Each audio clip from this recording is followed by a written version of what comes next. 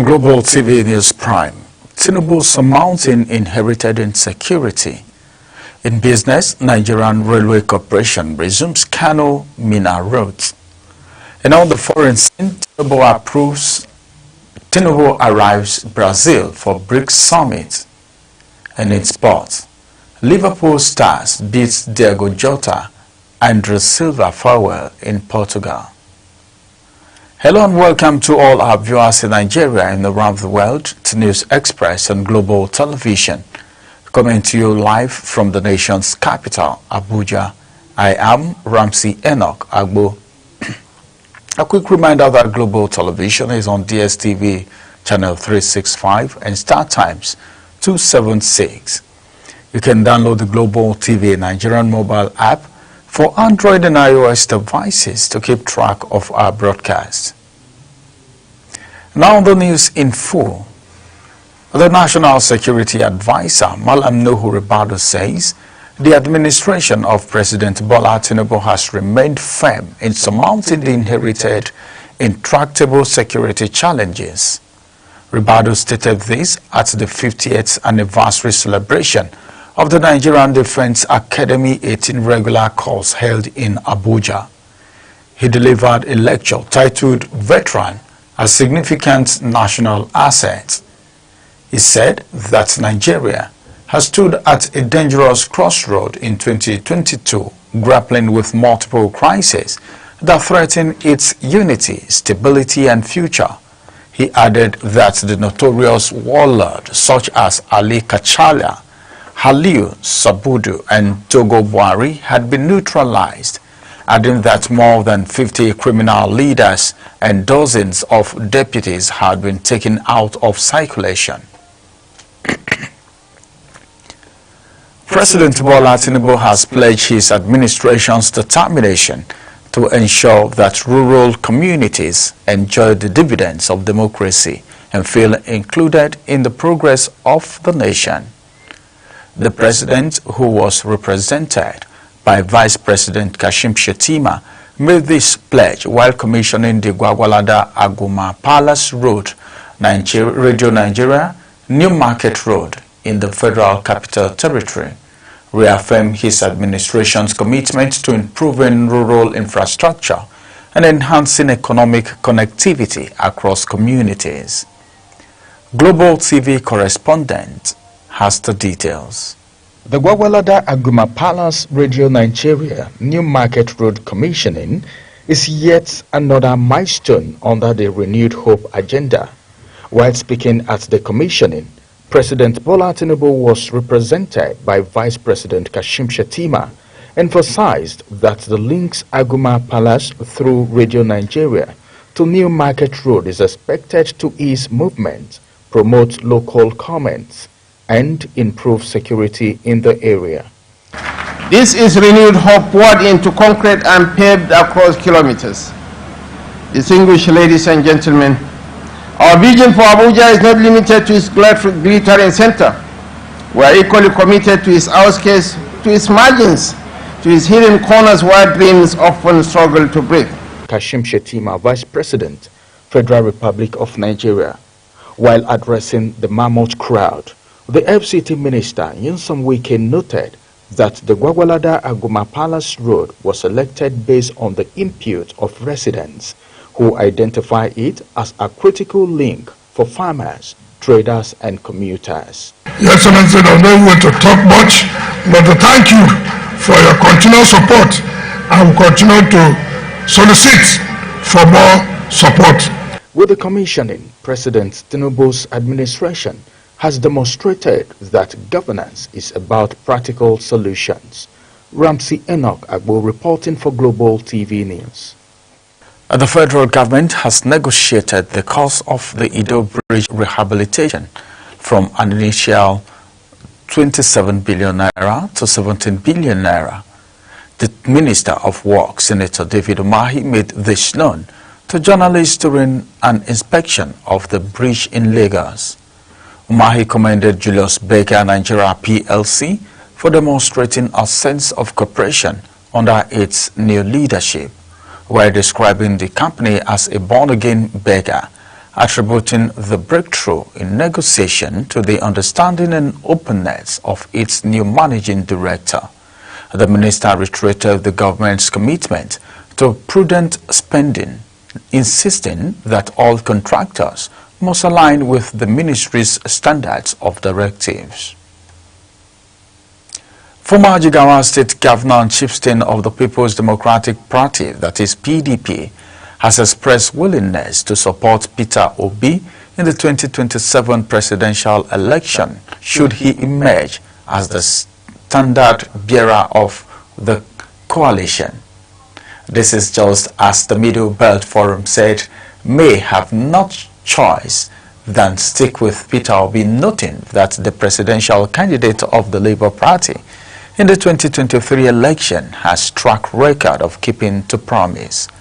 Lamido, who was responding to a question as to whether he would support Obi, who also has offered to spend a single term of 4 years if he wins the 2027 presidential election, said, if the coalition produces Peter Obi or anyone else committed to rescuing Nigeria, he will support them, but that he remains in PDP, noting that politicians should have outgrown tribal and regional sentiments.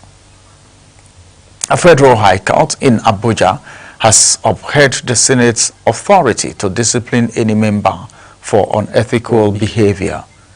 The court also imposed a fine of 5 million naira payable to the federal government and ordered Natasha to publish a public apology in 2 national newspapers and on her Facebook page within 7 days.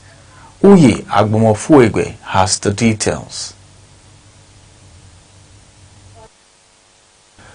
We apologize. We'll bring you that detail in our subsequent bulletin. Now to the next story, where Zamfara State Chairman of the African Democratic Congress, Kabiru Garba, has invited the state governor, Dauda Lawal, to leave the People's Democratic Party for his party. Addressing a press conference in Gusau, the state capital, Garba said no fewer than 100 political actors from different political parties in the state had so far joined the ADC. Garba attributed the resolution of some political figures in the state to join the party to the sterling leadership quality demonstrated by ADC leaders through justice, fairness and equal opportunity to all members. A federal high court in Abuja has upheld the Senate's authority to discipline any member for unethical behavior. The court also imposed a fine of 5 million payable to the federal government and ordered Natasha to publish a public apology in 2 national newspapers. Now to the next story, where the Federal Capital Territory Minister, Nyesom Wike, says peace has finally returned to Rivers State, noting that he owes no one an explanation on the terms of the truce reached with suspended Governor Siminalaya Fubara. Speaking during a media chat in Abuja, Wike said certain individuals had exploited the Rivers State political crisis for selfish gain, treating it like a personal oil well from which they drew illicit benefits.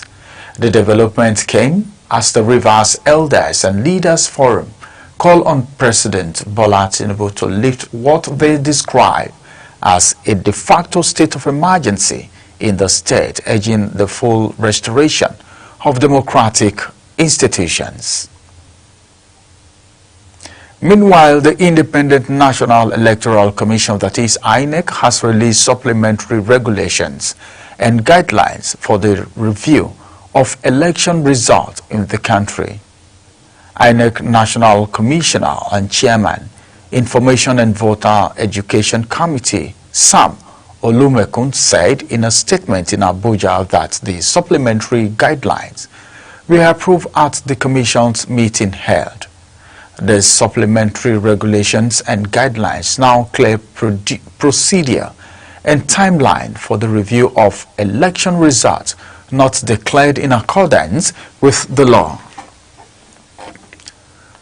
The people of the Southeast have demanded a constitution that allows for the rotation of the presidency and grants full autonomy to local government in the country. They requested the Southeast Zonal Public Hearing on review of the 1999 Constitution organized by the Senate in Enugu.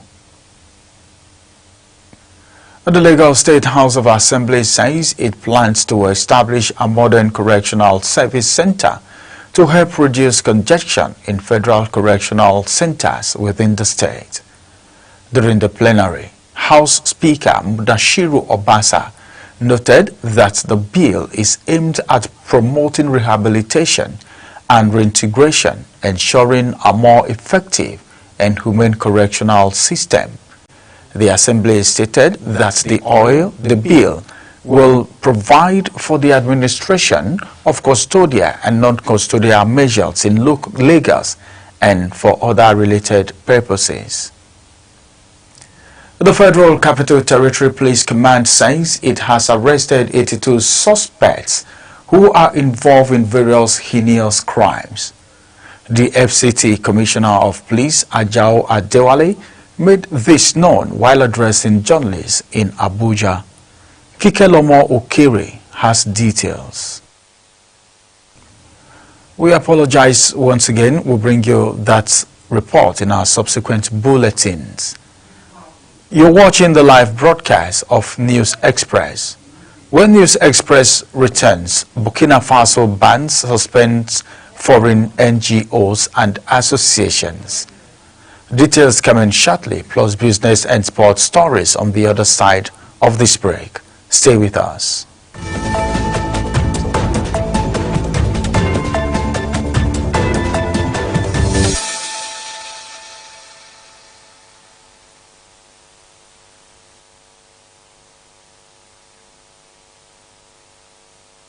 Welcome back. Now let's take you to the world of business, where Bureau the Change, that is BDC operators under the aegis of the Association of Bureau the Change Operators of Nigeria, that is ABCON, have hinted at the possibility of mergers, acquisition and takeovers by their members to meet the new capital requirements set by the Central Bank of Nigeria, CBN. The licensed currency traders pointed out that these are some of the options they are working on, harping on the need for the Apex Bank to strategize with its members across the country to achieve the objective. The apprehension and anxiety in the sector have persisted as the fate of most of those licensed BDC operators hangs in the air unless the recapitalization deadline, which had expired, is further extended. A BRICS leader meeting in Rio de Janeiro from Sunday are expected to decry Donald Trump's headline trade policy. Both are struggling to bridge divides over a crisis ruling the Middle East. Emerging nations representing about half the world's population and 40% of global economy output are set to unite over what they see as unfair U.S. tariff, according to sources familiar with summit negotiations. Since coming to office in January, Trump has threatened allies and rivals alike with a slew of punitive tariff. His latest salvo comes in the form of letters due to be sent starting Friday, informing our trading partners of new tariff rates expected next week on July 9. The Nigerian Railway Corporation, that is NRC, has announced plans to resume train services along the Kano-Minna corridor before the end of 2025 as part of efforts to revitalize rail transport and boost economic activities across northern Nigeria. NRC Managing Director Dr. Kayode Obiefa made this known during an official visit to the corporation's Northern District Office in Zaria. OPFR stated that the corporation will reactivate key equipment in the region using allocations from the 2025 capital expenditure. Across the country, rural communities are becoming increasingly concerned about late and unpredictable rain patterns being experienced in some parts of the country, which are already impacting farming activities this wet season. The 2025 Seasonal Climate Prediction (SCP) made this public by the Nigerian Meteorological Agency, that is NIMET, in Abuja, had warned farmers and relevant stakeholders to be prepared. NIMET had earlier indicated that the start of the rainy season was expected to be delayed in northern states like Plateau and parts of Kaduna, Niger, Benue, Nasarawa, Taraba, Adamawa and Kwara states. In comparison to the long-term average, the rainy season is predicted to end earlier in parts of Zamfara, Katsina, Kano, Kaduna, Jigawa, Plateau, Bauchi, Borno, Yobe, Adamawa, Taraba, Niger, Kwara, Kogi, the Federal Capital Territory FCT, Ekiti, and Ondo states. Now on the foreign scene, President Bola Tinubu has arrived in Rio de Janeiro, Brazil to participate in the 17th Summit of Heads of State and Government for the Global South Emerging Economic Bloc. The bloc includes Brazil, Russia, India, China, and South Africa, also called the BRICS. The president's flight touched down at the Glaro Air Force Base tarmac at 8:45 p.m. local time on Friday, where the Gallo Air Force Base commander coordinated the guard of honor. Tinubu's special advisor on information and strategy, Bayo Onanuga, revealed this in a statement. Brazil's Deputy Minister for Africa and the Middle East, Sergio Sabral Duarte, and the Deputy Minister for Trade Promotion, Science, Technology, Innovation and Culture received President Tinubu. The Russian military in the ongoing war between Ukraine and Russia has been captured by the Ukrainian forces. Oluwagbemiloke was apprehended by the Freedom of Russia Legion, a unit composed of Russian fighters supporting Ukraine. According to Ukraine's I Want to Live project, the 29-year-old was captured in the Zaporizhzhia region after serving with Russian forces for 5 months. Oluwagbemiloke has been living in Russia for 4 years before his arrest on drug-related charges, the project said. He was said to have agreed to join Russia's military campaign in exchange for a reduced sentence instead of serving a prison sentence under Article 228 of the Russian Criminal Code. Burkina Faso has withdrawn the license of 4 foreign non-governmental organizations, NGOs, to operate in the junta-led country and suspended 2 other associations according to decrees seen by AFP on Friday. The decrees dated mid-June cited the government minister as saying the decision against the 4 NGOs was due to formality breaches. Burkina Faso military junta, which seized power in a September 2022 coup, has made the return of national sovereignty of one of its priorities. Now from the world of sport, President Defense and Police Officers Wives Association Ogogo Musa has urged wives of military and police personnel to remain active and avoid stress to stay healthy. Musa made the call during the DEPOA monthly aerobics for health in Abuja. She said the women must continue to undertake any physical activity that will help them to be active and keep them away from stress and other diseases. Our correspondent Samuel Odi has details. The sun rose early over the capital as members of Defense and Police Officers' Wives Association gathered for their monthly Walk for Health, an initiative that combines physical fitness and community bonding. Exercise is very important to each and every one of us, and I want to appreciate Momiji Power for organizing this. And most of the women will come together. Apart from doing the exercise, coming together is another aspect I want us to appreciate, coming together as one family.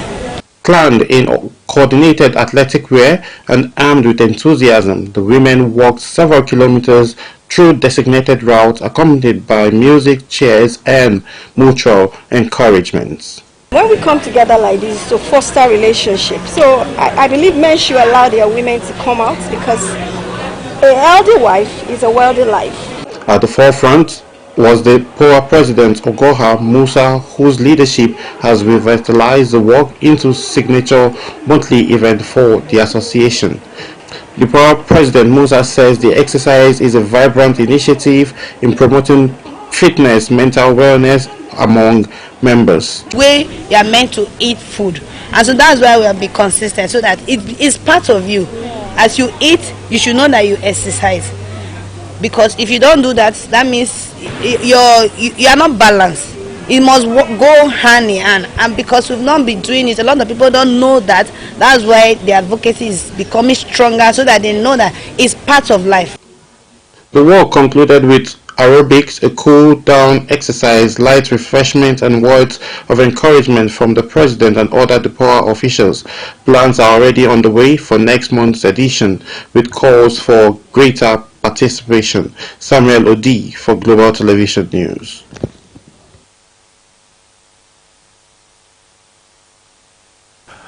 Family, friends and Liverpool teammates gathered on Friday in Portugal to pay their last respects to Diogo Jota and his younger brother, André Silva, who died in a car crash on Thursday. Liverpool's Virgil van Dijk and Andy Robertson arrived at the funeral of Diogo Jota and André Silva.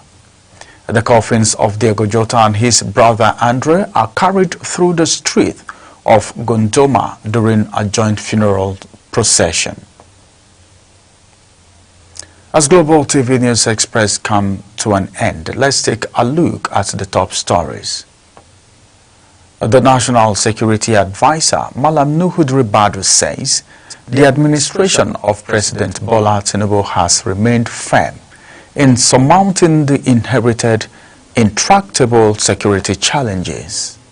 In business, the Nigerian Railway Corporation, that is NRC, has announced plans to resume Iran train services along the Kano-Minna corridor before the end of 2025 as part of efforts to revitalize rail transport and boost economic activity across northern Nigeria.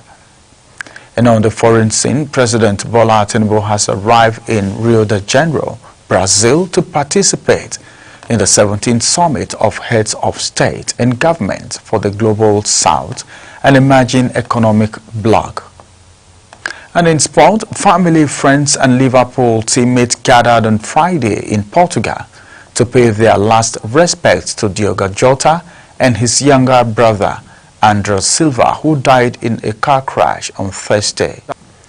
That's it on Global TV News Express. A quick reminder that Global TV is on DSTV channel 365 and Star Times channel 276. Kindly follow us across all social media platforms now showing on your screen using @Global TV NG. I am Ramsey Enoch Agbo. Thank you for watching.